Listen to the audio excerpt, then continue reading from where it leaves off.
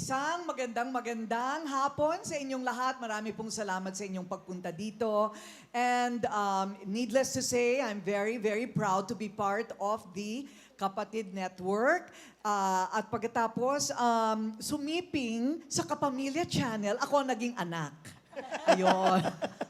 So, Napakagandang anak naman. oo nga, oo. Kaya nga sumunod na rin ako, Miss Karina. Nakita mo naman. Oo. So, Oo. tayo ay narito para magbigay parati ng inspirasyon. Parati ko sinasabi, Andre and Dimples, na napakayaman kasi ng kultura natin, ng lipunan natin, ng bansa natin sa kwento. Hindi ba? Yung kwento ng ordinaryong Pilipino. At yan ang ipinapakita natin sa Face to Face with Ate Coring. Na ngayon, bawas bakbakan na.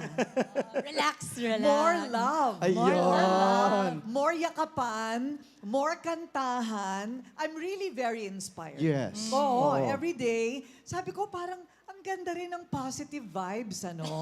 Kausap ko yung mga batang genius. And then we talk about problems of mothers. And then we talk to mga celebrities. Ang dami namin mga tips for business. So maraming natututunan at maraming inspirasyon na mapupunta. Times are changing. Yes. There's now technology and the 30-year-olds are taking over the planet. So nag-iiba-iba din talaga ang mga kwento ng Pilipino. Oo. At talagang nakita ko yan kahit sa pagpunta sa ibang bansa. The Yes. Filipino profile is now so much more fabulous.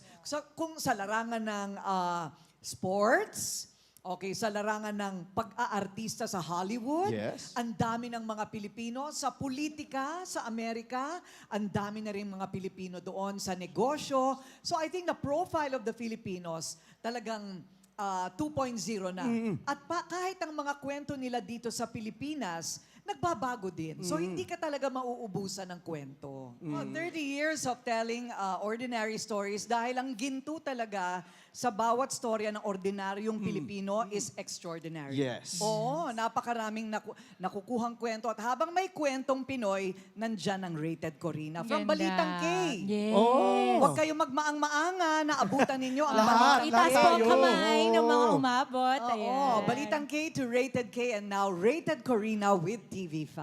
Watch Rated Corina and I'm now a kapatid. Yun.